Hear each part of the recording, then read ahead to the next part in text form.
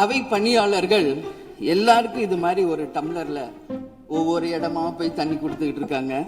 சிஎம்க்கு ஒரு request, bed பாட்டில்ஸ்ல ஒவ்வொரு டேபிள்லயுமே bottles நீங்க வந்து குடி தண்ணீர் வச்சிடலாம். அந்நியார் அவர் ஒரு நல்ல கருத்தை இங்கே சொல்லியிருக்கிறார்கள்.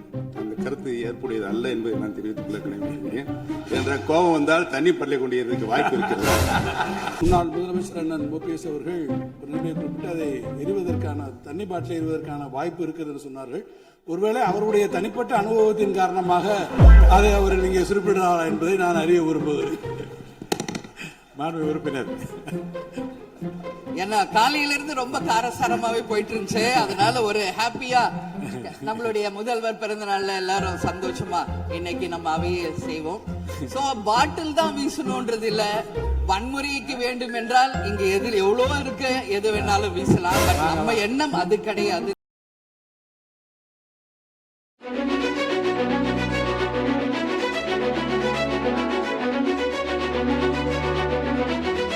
முதலமைச்சர் அவர்களே, எதிர்கட்சி தலைவர் அவர்களே, அமைச்சர் பெருமக்களே, சட்டமன்றத்திலே இருக்கும் அனைத்து சட்டமன்ற உறுப்பினர்களுக்கும் முதல் கண் எனது வணக்கங்களை தெரிவித்துக் கொள்கிறேன். 52 ஆண்டுகள் முடிந்து 53வது ஆண்டில் அடியெடுத்து வைக்கும் நமது முதல்வர் அவர்களுக்கு உங்கள் அண்ணன் கேப்டன் விஜயகாந்த் அவர்கள் சார்பாகவும் தேசிய முற்போக்கு திராவிட கழகத்தின் சார்பாகவும் எங்களுடைய மனப்பூர்வமான பிறந்த நாள் வாழ்த்துக்களை இந்த அவையிலே தெரிவித்துக் கொள்கிறேன். இன்றைக்கு நாம சட்டசபையில பேசுகின்ற உரை ஒன்று மேகதாது அணை பற்றியும் ஆளுநருடைய உரையை பற்றியுமான டிஸ்கஷன். சற்றேறக்குரிய 1.5 மணி நேரமா ஒரே டாபிக் தான் இங்க போயிட்டு இருக்கு. அந்த வாய்ப்பு அனைத்து சட்டமன்ற உறுப்பினர்களுக்கும் சமமாக வழங்கப்பட வேண்டும் என்ற வேண்டுகோளை பேரவைத் தலைவருக்கு நான் வைக்கிறேன். நிறைய பேருக்கு வாய்ப்பு கிடைக்குது, நிறைய பேருக்கு வாய்ப்பே கிடைக்காமையே போயிடுது. இது சட்டமன்றம், எல்லாருக்கும் ஈக்குவாலிட்டி, எல்லாருக்குமே வாய்ப்பு தரணும் பேசுறதுக்கு. அது நீங்க அவைத்தலைவர் அவர்கள் நீங்க அதை பார்த்துக்கோங்க. அதுக்கு அடுத்தது அன்று ஆளுநர் உரை,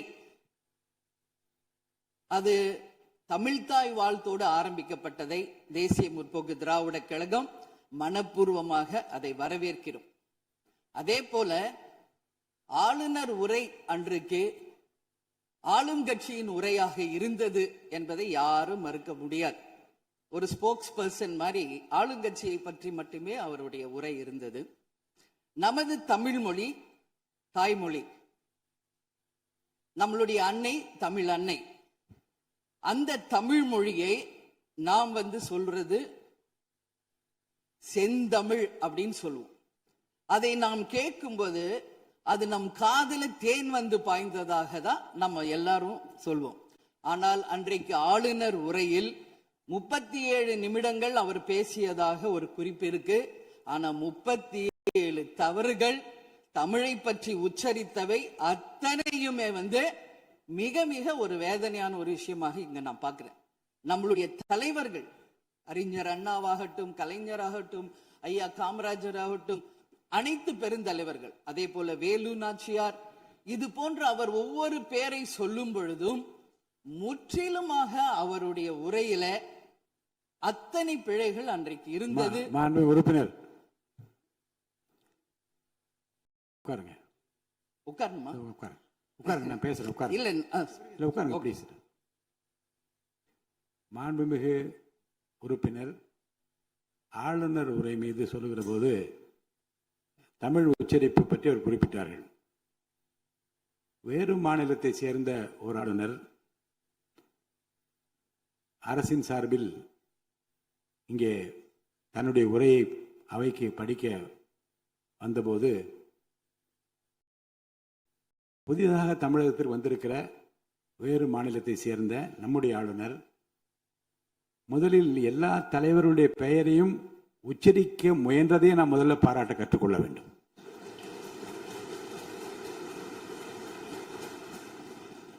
இன்னொன்று, எல்லா பெயர்களையும் விடாமல் படிக்க வேண்டும் என்று அவர் காட்டிய ஆர்வத்தை நீங்கள் பாராட்ட வேண்டும். இன்னொன்று நான் உங்களுக்கு சொல்லுகிறேன், தமிழை கற்றுக்கொள்ள வேண்டும் என்பதில் நம்முடைய மாண்புமிகு ஆளுநர் அவர்கள் ரொம்ப அக்கறையாக இருக்கின்றார் என்பதை நான் அவரை நேரிலே சென்று ஆளுநர் உரைக்கு உரையாற்ற நீங்கள் வர வேண்டும் என்று அழைப்பு விடுக்க சென்றபோது தமிழ்நாட்டில் இருக்கக்கூடிய வரலாற்று சிலவற்றை நான் படித்துக் கொண்டிருக்கிறேன் ஆங்கிலத்தில். அதில் சுதந்திர போராட்டத்தில் இவ்வளவு பெரிய வீரர்கள், இவ்வளவு பெரிய தியாகிகள் தமிழ்நாட்டில் இருக்கின்றார் என்பதை பார்த்து நான் ரொம்ப வியப்படைகிறேன் என்று சொன்னார். அப்புறம் இன்னொன்று சொன்னார், தமிழில் வந்தவுடனே நான் வணக்கம் என்று சொல்ல கற்றுக்கொண்டேன் என்று சொன்னார். அப்புறம் நான் சொன்னேன், இன்னும் அதிகமாக கற்றுக்கொள்ளலாம், நல்லா இருக்கீங்களா என்று கேளுங்கள் அப்படி என்று சொன்னேன். ஆங்கிலத்தில் அதுக்கு நான் மொழிபெயர் சொன்னேன், நல்லா இருக்கீங்களா என்று ஆரம்பித்தார். நான் உடனே பதில் சொன்னேன், நல்லா இருக்கேன், ஐ எம் ஆல் ரைட் என்று சொன்னேன். உடனே அதை ரிப்பீட் பண்ணார். இதை சொல்லுவதற்கு காரணம் என்ன என்றால், தமிழ்நாட்டுக்கு வந்திருக்கிற, நம் நிலைமையை புரிந்திருக்கிற, நம் உணர்வுகளை புரிந்திருக்கிற ஒரு மாண்புமிகு ஆளுநர் இங்கே படிக்க முயலுகிற போது உச்சரிப்பு வருவது கொஞ்சம் சிரமமாகத்தான் இருக்கும். ஆனால் நம்முடைய கருத்தை முழுமையாக ஏற்றுக்கொண்டு கௌரவத்துடனும் கண்ணியத்துடனும் இந்த அவையை நடத்தி அவருக்கு நாம் நன்றி சொல்ல கடமைப்பட்டிருக்கோம். மேற்கொண்டு அதை விமர்சனம் செய்ய வேண்டாம் என்று நான் கேட்டுக்கொள்கிறேன். அதை நான் ஏற்றுக்கொள்கிறேன் பேரவைத் தலைவர் அவர்களே. அட்லீஸ்ட் தேன் பாய வேணாம், ஈட்டி பாய்ந்தது அது அன்றைக்கு, இது யாரும் மறுக்க முடியாது. அதே போல இன்றைக்கு நம்மளுடைய பேரவையில முதல்வர் அவர்களுடைய பிறந்த நாள். முதல்வருக்கு ஒரு கோரிக்கை வைக்கிறேன். இங்கு நான் சட்டமன்றத்திற்கு வந்த நாட்களிலிருந்து அவை பணியாளர்கள் எல்லாருக்கும் இது மாதிரி ஒரு டம்ளர்ல ஒவ்வொரு இடமா போய் தண்ணி கொடுத்துக்கிட்டு இருக்காங்க.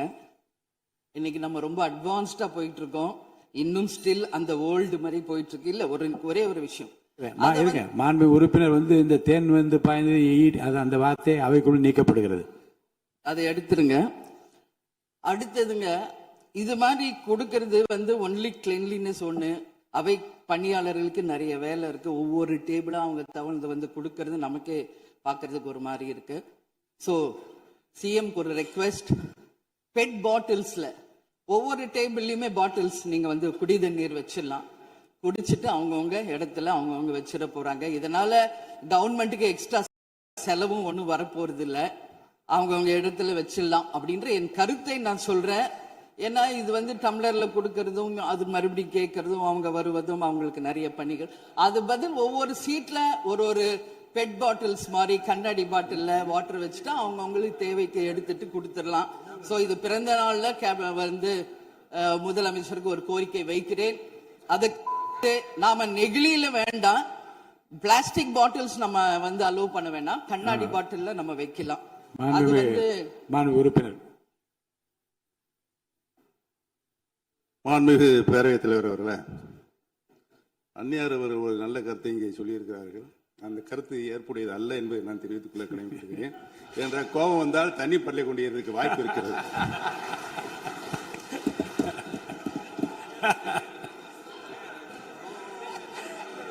உறுப்பினர் பேசலாம். இப்போ தண்ணி பாட்டில் தான் வீசணும் கிடையாது, டம்ளர்ல கூட வீசி அடிக்கலாம். உறுப்பினர் ஒரு நிமிஷம். தலைவர் அவர்களே, நம்முடைய மாண்புமிகு முன்னாள் முதலமைச்சர் அண்ணன் ஓபிஎஸ் அவர்கள் ஒரு நிலையை குறிப்பிட்டு அதை எரிவதற்கான தண்ணி பாட்டில் எரிவதற்கான வாய்ப்பு இருக்கிறது சொன்னார்கள். ஒருவேளை அவருடைய தனிப்பட்ட அனுபவத்தின் காரணமாக அதை அவர் இங்கே குறிப்பிடுகிறாரா என்பதை நான் அறிய விரும்புகிறேன். மாண்புமிகு உறுப்பினர், ஏன்னா காலையில இருந்து ரொம்ப காரசாரமாவே போயிட்டு இருந்துச்சு. அதனால ஒரு ஹாப்பியா நம்மளுடைய முதல்வர் பிறந்த நாள்ல எல்லாரும் சந்தோஷமா இன்னைக்கு நம்ம அவையை செய்வோம். சோ பாட்டில் தான் வீசணும்ன்றது இல்ல, வன்முறைக்கு வேண்டும் என்றால் இங்க எவ்வளவு இருக்கு, எது வேணாலும் வீசலாம். பட் நம்ம எண்ணம் அது கிடையாது. நிச்சயமாக தண்ணீர் என்றாலே பிரச்சனை தான் போல இருக்கு. அது காவேரி தண்ணீரா இருந்தாலும் டாஸ்மாக் தண்ணீரா இருந்தாலும் அது ஒரு பிரச்சனையா தான் இன்னைக்கு மக்கள்கிட்ட இருக்கு. உறுதியாக காவேரியிலும் சரி மேகதாதுலும் தமிழ்நாடு சட்டமன்ற உறுப்பினர் மட்டும் இல்ல, யாரும் அதுக்காக விட்டு கொடுக்க போவதில்லை என்பது உறுதி. இன்னைக்கு நம்ம முதல்வர் அவரும் புதிதாக முதல்வராக இருக்கிறார். கர்நாடகா முதல்வரும் முதல் முறை முதல்வராக வந்திருக்கிறார். கேரள முதல்வரும் முதல் முறை முதல்வராக வந்திருக்கிறார்கள். சோ 3 முதலமைச்சர்களும் ஒன்று நட்பு ரீதியாக பேசி இந்த பிரச்சனைக்கு தீர்வு காணலாம். அப்படி இல்லை என்றால் அவங்க சொல்றது கேட்கலன்னா பக்காவா நம்ம வந்து சட்ட ரீதியாக ரொம்ப ரொம்ப பழமையான ஒரு விஷயத்தை அன்னைக்கு நான் சொன்ன மாதிரி பேசிக்கிட்டே தான் இருக்கிறோம்.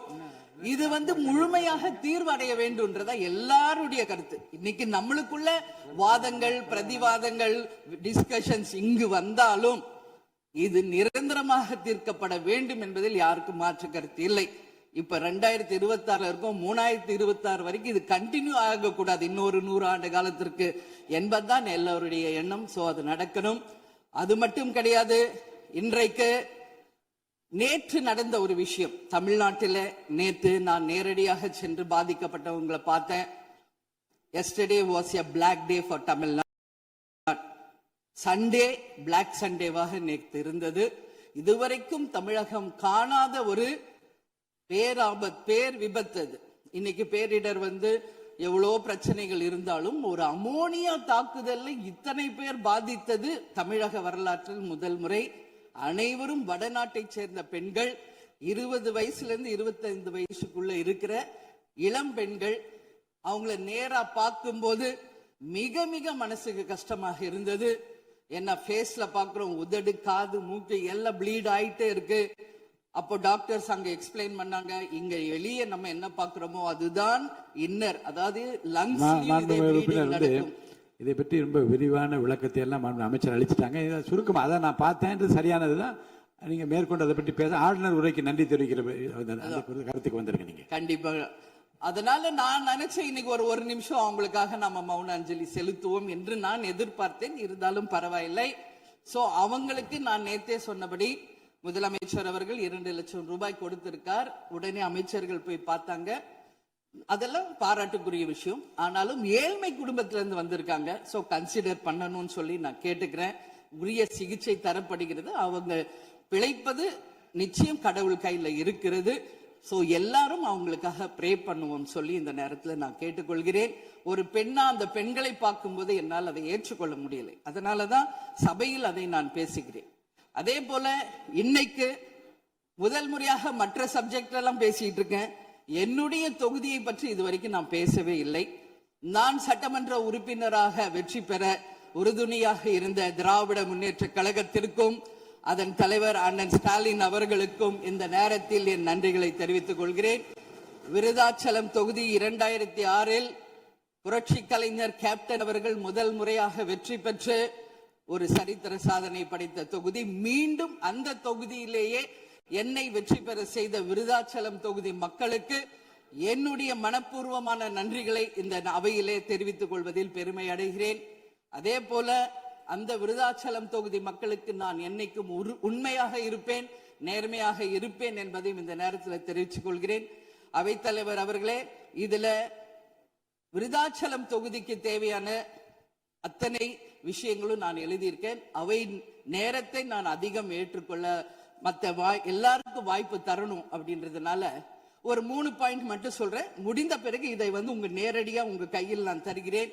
அதை நீங்கள் எடுத்து தீர்மானமாக நிறைவேற்றி அதை நிறைவேற்றி தரணும்னு சொல்லி கேட்டுக்கிறேன். விருதாச்சலம் வந்து ஒரு மாவட்டமாக அறிவிக்கப்பட வேண்டும் என்று ஒரு நீண்ட நெடிய கோரிக்கை பல ஆண்டுகளாக இருக்கிறது. அதுதான் அங்கு எல்லா மக்களினுடைய விருப்பம். அதை நீங்கள் முதல்வர் அவர்களும் அவைத்தலைவர் அவர்களும் கவனத்தில் கொண்டு விருதாச்சலத்தை ஒரு தனி மாவட்டமாக அறிவிக்க வேண்டும் என்பதை இந்த நேரத்தில் நான் சொல்கிறேன். அதே போல பீங்கான் தொழிற்சாலை மற்றும் கல்லூரி தமிழ்நாட்டில் வேறு எங்குமே கிடையாது. அது விருதாச்சலத்துல மட்டும்தான் இருக்கு. கவர்மெண்ட் அந்த ஃபேக்டரியும் சரி ஒரு காலேஜும் பட் ரொம்ப ரொம்ப ஒரு நலிவுற்ற நிலையில் இருக்கிறது. சோ அதை வந்து நீங்க கட்டாயமாக மிகப்பெரிய அளவுல டெவலப் பண்ணி அதன் மூலம் வேலை வாய்ப்பையும் அதே நேரத்தில் எக்ஸ்போர்ட் பண்றதுக்கும் கட்டாயம் அரசு நிச்சயம் எங்களுக்கு ஒத்துழைக்க வேண்டும் என்பதை கேட்டுக்கொள்கிறேன். விவசாயம் நிறைந்த பகுதி, அங்கு குடிதண்ணீர்ல வந்து மாசு இருக்கிறதுனால நிறைய மக்களுக்கு கிட்னி பாதிக்கின்ற ஒரு நிலைமை இருக்கு. சோ அங்க கூட்டு குடிநீர் திட்டத்தை கொண்டு வர வேண்டும். மரவள்ளி கிழங்கு, மக்காச்சோளம், நெல், கரும்பு இவைதான் அங்கு அதிகமாக விளைகிறது. சோ விவசாயிகளுக்கு முழு கடன் தள்ளுபடி செய்து விவசாயிகளுக்கு எல்லா விதத்திலும் இந்த அரசு உறுதுணையாக இருக்கணும் சொல்லி நான் கேட்டுக்கிறேன். அதே போல டெல்டா பிரச்சனை மட்டும் கிடையாது, இது தமிழ்நாடு பிரச்சனை. நம்மளுடைய நீராதாரம் எல்லாருக்கும் கிடைக்க வேண்டும் என்றும் கூறி, இது அவை முடிந்தவுடன் இதை உங்களிடம் சமர்ப்பிப்பேன். இதை நீங்கள் ஏற்று இதை கட்டாயம் நிறைவேற்றி தர வேண்டும் தொகுதிக்காக என்று கேட்டுக்கொண்டு, எல்லாருக்குமே இந்த நேரத்துல இந்த அவையில் பேச வாய்ப்பு கொடுத்த அவைத்தலைவர் அவர்களுக்கும், இன்று பிறந்தநாள் காணும் முதல்வர் அவர்களுக்கும் என் நன்றிகளை தெரிவித்துக் கொண்டு அமர்கிறேன். நன்றி, வணக்கம்.